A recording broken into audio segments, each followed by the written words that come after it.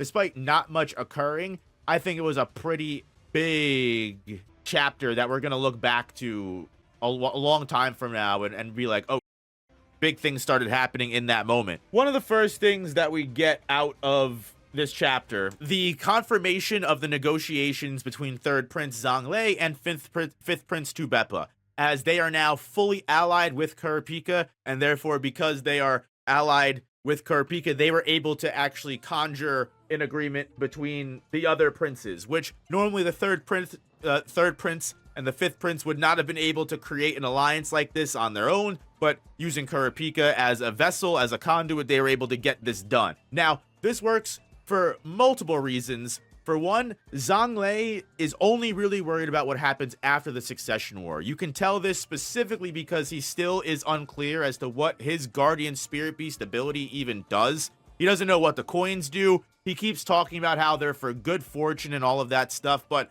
there's no concrete proof. He even thinks about how he thought the ability would show itself by now, but way earlier in the Succession War, Zhonglei even brings up how he knows he's focused on what happens when he is king, rather than what will happen to become king.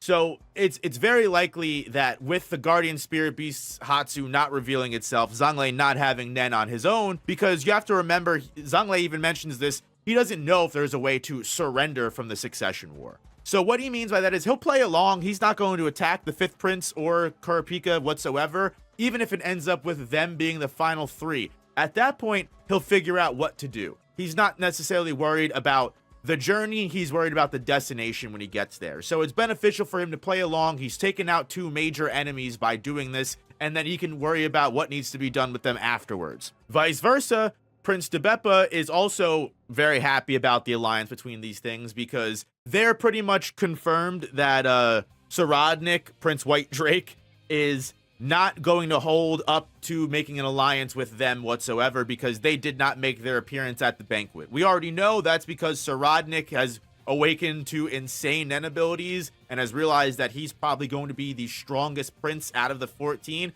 Obviously, you've got Benjamin and Camilla as really close contenders for that, but with future sight and the ability to change the future, like some King Crimson shit, you've also got his two Nen beasts that are, one is set to react when people lie to him, that will help him during the Succession War, and the other one that's said to activate during Zetsu, which is not only going to help him during the war, but after it potentially. He doesn't need to have any alliance. He's more than happy to just kill everyone now, and that's why he forgoes the banquet so he can train Nen and focus on becoming the best he can be. Now that Tu Beppa is always going to be the least threatening prince. That's why they were the first people to start looking for alliances. So not only have they taken heat off of them in a sense of just being the more peaceful prince, they're going to take even more heat off of them by declaring that all of their bodyguards make their alliance to Zhonglei very public. Hang out with Zhonglei's bodyguards, make it very clear to the other princes what is going on. And by doing that, everyone is gonna stop worrying about fifth prince altogether and go, okay, if third prince is allying with the fifth prince, we should focus on third prince, is what she is hoping for. A lot of people are putting their faith in Kurapika, which is absolutely insane, especially how we find out with the chapter ending. Melody is even putting more on Kurapika's shoulders. This man has the weight of the world. I mean, it's actually insane how much stress this man is not only holding, while also being necessary of using Emperor time and slowly shaving off his life. Like, Kurapika is losing half of his lifespan just from this job alone. And the thing is it probably would never be worth it for Kurapika if getting the last remaining pieces of his Kurta eyes from Saradnik was not the main point of everything. But getting back into everything, as Tu Beppa declares her bodyguards stick to Zhonglei, for a quick moment, her Guardian Spirit Beast flickers and appears. Now, Rihan, who is currently stationed with Tu Beppa, while he could be wrong, it's potentially possible that it's a condition type based ability, which is one information for us because we still don't know what that Guardian Spirit Beast does. It's very unclear, especially with how peaceful Tu Beppa seems to be. It's another side of the coin is that Rihan is now figuring out more about Tu Beppa's Guardian Spirit Beast, and Predator is just going to get stronger by figuring out himself. But I think Tu Beppa really is the hardest foe that Rion will ever encounter, because how hard it will be to figure out what their Guardian Spirit Beast does, especially when they just flicker in and out of time in certain moments, and it's just not clear as to what the hell is even going on. Balsamico's plan to assassinate Hulkenberg is going into effect here. This is probably the best chance they have to eliminate a major foe off of Benjamin's list, right? Because even First Prince Benjamin is worried about Hulkenberg. Not necessarily worried, but Hulkenberg's Zen ability, Possession Arrow, is utterly OP. Not only does it ignore all conventional durability, they're assuming from what they know about it that it ignores just all Hatsu and Nen abilities in general and just takes precedence over literally everything and just immediately just ruins you. Now, of course, the combination of Hulkenberg's Guardian Spirit Beast and his Nen ability are insanely powerful, and they're right that they need to take Hulkenberg out as quickly as they can before he gets one more powerful or starts to make his move on other princes, because he is one of the biggest problems, not including Saradnik. Hulkenberg and Saradnik are two of the biggest issues right now. Obviously not including Camilla and Benjamin, who are the two biggest problems to begin with. However, time has only 11 days, the Succession Wars balance has tilted very much so. He's got this poison that has been developed by the Kakin Empire that is a flawed poison. It doesn't really work that well. It's not the greatest for assassination. However, in the situation that Hulkenberg finds himself in, this might be the perfect moment, because if you remember, I know it's been a long time, but if you remember where Hulkenberg is right now, Hulkenberg is currently in containment. He's temporarily arrested for evidence of being a potential serial killer, even though obviously Balsamico and Benjamin know that those charges aren't going to stick and he'll most likely be released very soon. Same with Princess Camilla and what they did with her when they sent the guard after her and she was able to get one over on the guard. They were able to have her temporarily arrested and contained. The way that this poison works is you have to be supremely close to the target.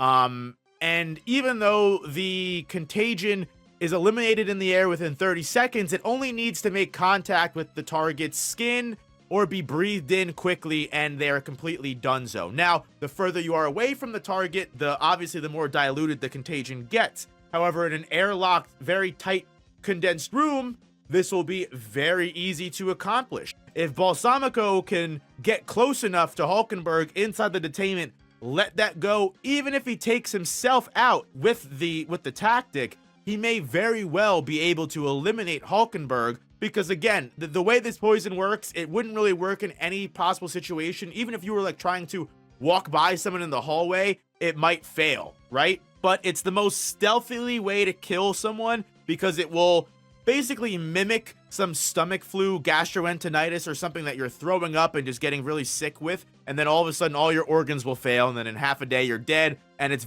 almost impossible to figure out the cause of death.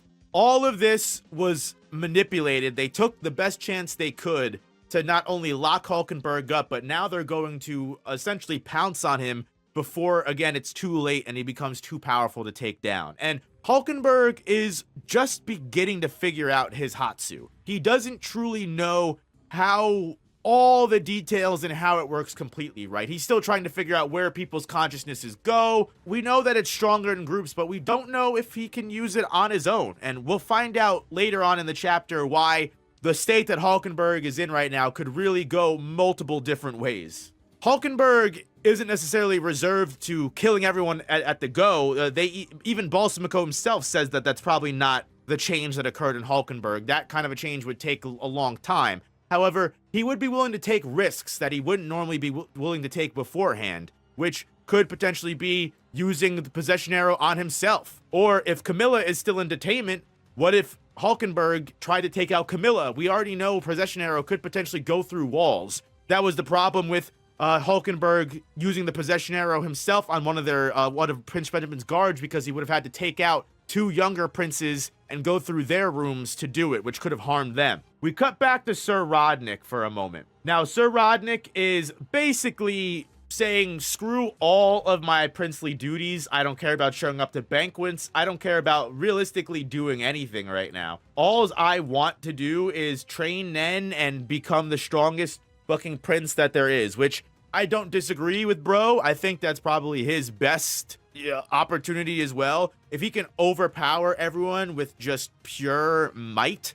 alone and become Kakin Emperor that way, I mean, fuck it. Now Salkov is left and is continuing Saradnik's training, and even he's impressed as someone who claims he knew Nen from a child. If you've been paying attention, is a clear indicator that Salkov is 110% also another plant of Beyond Netero. He is also a Beyond Netero child. Now, obviously, he doesn't look too much like Beyond Netero, and I think we can bring that back to Long Hee's mention of she was missing certain traits of her father that made her more of a backup to everything. And for him to have that insane potential of Nen, of course, one being a Netero child, and two because he had his Nen awoken from birth by a curse, that Saradnik, of all people, is even breaking this Netero child record.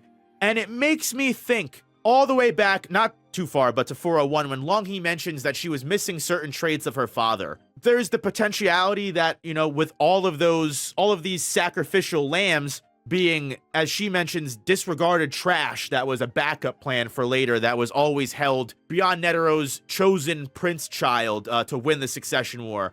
If we are to believe that, right, and we are to believe that Long Hee, Salkov, all of these people were cursed at birth, and Netero was like, yeah, you know what, psh, not strong enough. Well, let's assume that's the case, and that's why they got thrown off to being these disregarded, cursed children. If Saradnik never knew Nen before this, is it possible that Saradnik had the traits that Beyond Netero was looking for, and therefore chose not to curse Saradnik? Or if it's not Saradnik, just one of the Beyond children in general that ended up becoming the prince?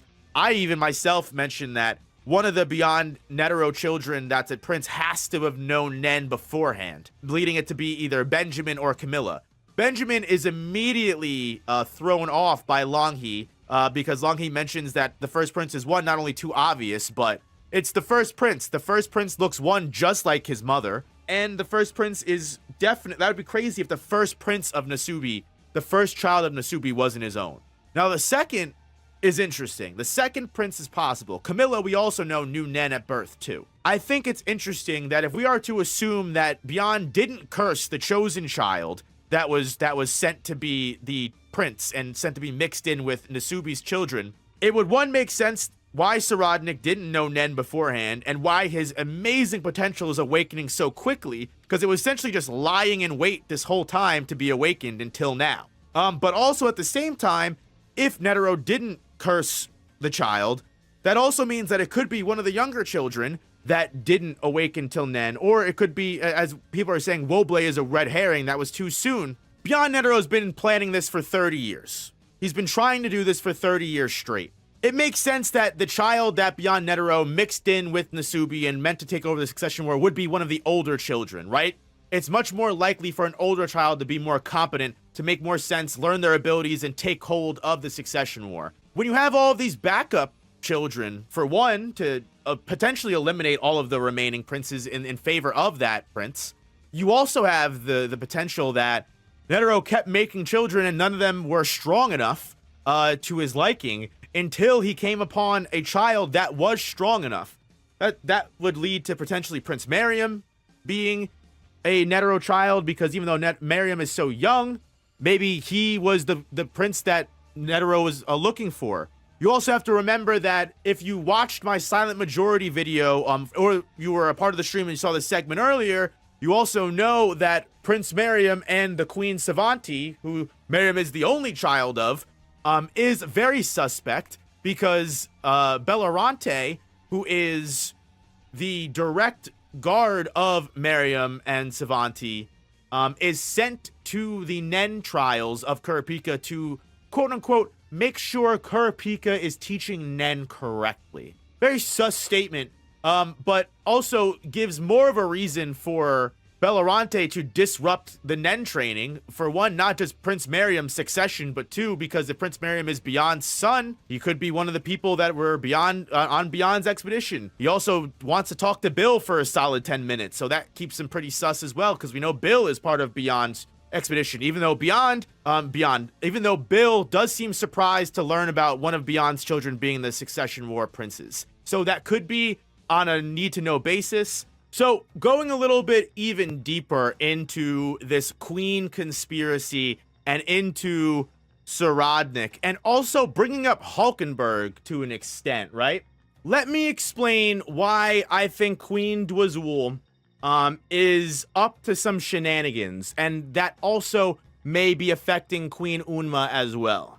One of the notes that Fugetsu gives out has multiple secrets of the Kakin Empire, who it's basically revealed to be Kaiser, one of the Department of Justice in the Kakin Empire's small little leaks that they have figured out over time of all the small little blackmail chips they have over the different princes. By leaking some of this information, not only have they stirred the pot in a lot of these princes, but they've also made me question a lot of different things. Obviously, they mentioned Sir Rodnick's evil doings, which may be his connections to the Haley Mafia, which I believe he's kind of severed ties with since learning his Nen. He also has his incel killings of women, all of his evil doings. Not that the Kakin Empire would give much of a shit about that, right?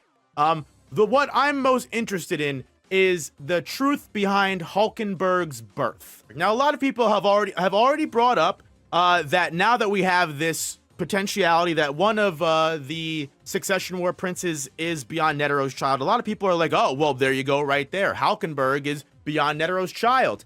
But I don't think that's the case. Queen Dwazul is a very interesting queen. She is the queen that has the most amount of children in the Succession War in general. She has 2 daughters, she had Camilla and Tubepa, and she also has 2 sons, Luzerus and Hulkenberg. She has pulled a lot of different strings in regards to the Succession War. She has a lot of different spies that are involved in just slowly laying and protecting some children. She's even kind of going back and forth with Camilla on a certain different amount of things. Dwazul very clearly seems to have her own ideals in the Succession War. Now, I may not have explained that very well, but the reason why I'm kind of brushing over that is because the main reason I want to get at here is something that is mentioned way back when Hulkenberg is first introduced. He went away to school and learned everything he did, and the reason why he's so against the Kakin Empire's politics and their ideals is because he's felt ostracized from his family his entire life. Specifically, not just from his family, Nasubi, and everything in regards to that, but he's felt ostracized mostly by his sister and his mother. A lot of people have again theorized that Hulkenberg was never their child to begin with. Very much so a child of Beyond Netero, and everyone knew he was illegitimate. That's why he was always ostracized by specifically his own mother and sister entirely. But that doesn't make sense to me. What if the secrets of Hulkenberg's birth and the reason why his mother and sister have never liked him is because Hulkenberg isn't Dwazul's child at all? Not because he's a Beyond Netero child, but because he's not a part of Dwazul's family line at all. What if Sir Rodnick and Hulkenberg were swapped at a certain point? Now, I don't know the ages of these characters, so I could be completely wrong here. Because remember, Hulkenberg is one of the only siblings that Saradnik gets along with. Saradnik is the only prince that accepts Hulkenberg. Saradnik is the only prince that looks at him like family. Saradnik is supposed to be Queen Unma's son. Now, I don't know about you, but Queen Unma, she's got some genes in her. Look at that nose. That's a very prominent fucking nose, okay? Very prominent nose. Prince Benjamin has that exact same nose. So Prince Benjamin makes sense of being Unma's actual biological son. Kind of looks to me like Hulkenberg got that nose a little bit. Like Hulkenberg got that exact Unma nose. In multiple shots, he looks just like Queen Unma. I think Hulkenberg is actually Unma's child, and that's the weirdness surrounding his birth. Hulkenberg was never Dwazul's child. Hulkenberg was always Princess Queen Unma's child, and he is her real second-born. And for some reason, Saradnik was swapped Saradnik looks nothing like either queen, and he looks everything like a fucking Netero baby. I'm sorry. I'm fully convinced that Prince Saradnik is the Netero, beyond Netero plant. He is 100%. Stop. Stop it right now. Look at this man and tell me this is not his grandson. You can't tell me. I think a lot of times when it comes to theories like this, Occam's razor is very prevalent. Everyone is denying Saradnik at every turn. Why? Because it's too obvious that it's him. But at a certain point, if all roads are leading to Saradnik, it might just be Saradnik. Occam's razor, sometimes the simplest answer is just the answer. Sometimes it is just that simple. You know that I suspect Queen Unma and Queen Dwazul of coordinating in some way, shape, or form, because it is Queen Unma that puts Salaka, one of the prime suspects of Silent Majority, in Prince Woblei's care. Because again, if they were swapped at birth, it also makes sense why they would be able to so easily sneak Saradnik in. If there was already some confusion in regards to Hulkenberg and Saradnik getting slipped in as a non-related entity into the royal family, and then Hulkenberg dealing with the resentment of Dwazul having to bear that burden, or having to have or be said to have bared a child that they never bared. That also leads the potential to be maybe Marina is even more involved in the royal family than we think. You know, what if Marina is actually a legitimate child that was deemed illegitimate just to keep the swap safe? Keep that in mind as what makes Marina such a big wild card. How did Marina gain Nen so early? What makes Marina so special? Could Marina be a Beyond Netero child too?